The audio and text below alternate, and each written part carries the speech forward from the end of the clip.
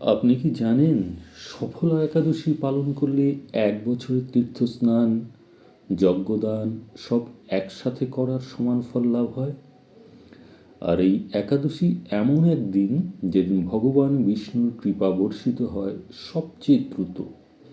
আজকের ভিডিওতে আমরা জানব কখন, কিভাবে এবং কেন পালন করবেন সফলা একাদশী, আর কেন এই দিনটি আপনার জীবনে বদল এনে দিতে পারে।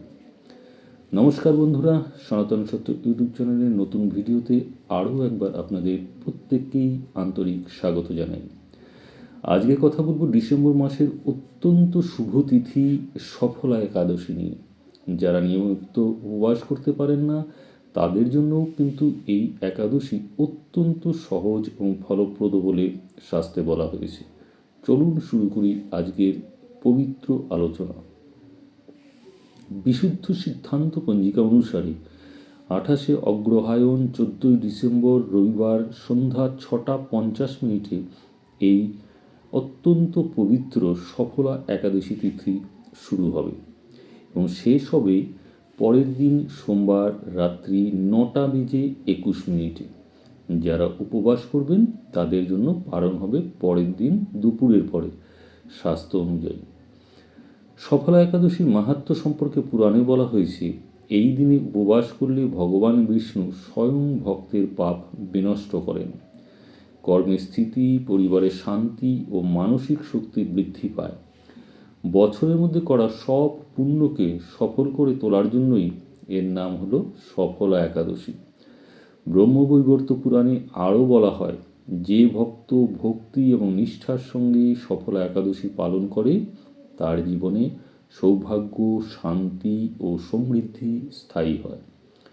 বিশেষ করে যারা জীবনে বাধা, অশান্তি বা অনিশ্চয়তায় ভুগছেন, এই একাদশী তাদের জন্য অত্যন্ত আশীর্বাদময় বলে শাস্ত্রকাররা বলে থাকেন। তো চলুন জেনে নেই এই অত্যন্ত পবিত্র সফলা একাদশী কিভাবে পালন করবেন। প্রথমে উপবাস, যদি সম্ভব না হয় শরীরের কারণে, নির্জলা না হলে ফলাহার, দুধ, খেজুর বা সেদ্ধহীন ভোগ আপনি খেতে পারেন। ভগবান বিষ্ণুর পুজো, বাড়িতে যদি ভগবান বিষ্ণু থাকে তাহলে সন্ধ্যায় বা ব্রহ্ম মুহূর্তে তাকে তিল, তুলসী দল, ঘিয়ের প্রদীপ, গীতাপাঠ এইসব দিয়ে বিষ্ণুর আরাধনা করুন। আর যদি ভগবান বিষ্ণুর মূর্তি না থাকে, মনে মনে আপনি ভগবান বিষ্ণুর নাম জপ করতে পারেন, হরে কৃষ্ণ হরে রাম জপ করতে পারেন, গীতা পাঠ করতে পারেন। বাড়িতে ইউটিউব থেকে হয়তো ধর্মীয় ভগবান বিষ্ণুর বিভিন্ন যে ভজন সঙ্গীতগুলো আছে সেগুলো পাঠ করতে পারেন, গীতা পাঠ চালিয়ে দিতে পারেন। যেভাবে নিজের সাধ্যমতো সহজভাবে মনে ভক্তি এবং বিশ্বাস রেখে করবেন সেটাই কিন্তু আসল। আর যারা পারবেন তারা রাত্রি জাগরণ করবেন। এই একাদশীতে রাতে ভগবানের নাম স্মরণ করলে ফল কিন্তু বহুগুণ বৃদ্ধি পায় বলে শাস্ত্রে বলা হয়েছে। দান ও সেবা, শাস্ত্রে বলা হয়েছে দীন দুঃখীর মাঝে যদি আপনি অন্ন বা বস্ত্র দান করতে পারেন, গরিব দুঃখীদের একটু খাবার, একটু কাপড় চোপড়, তাহলে কিন্তু ভগবানের অশেষ কৃপা মেলে। আসলে আপনি যেই ধর্মীয় অনুষ্ঠানই করুন না কেন, যদি দান এবং সেবা না করা হয় তাহলে কিন্তু সেটা পরিপূর্ণ ফল আপনি পাবেন না কখনোই। তো বন্ধুরা, আমাদের জীবনে সবসময় আনন্দ বা সাফল্য বা শান্তি কিন্তু সবসময় থাকে না। মানুষের জীবনে দুঃখ কষ্ট সবসময় থাকে। আমাদের প্রায়ই মনে হয় যে সব চেষ্টা করেও ফল পাচ্ছি না।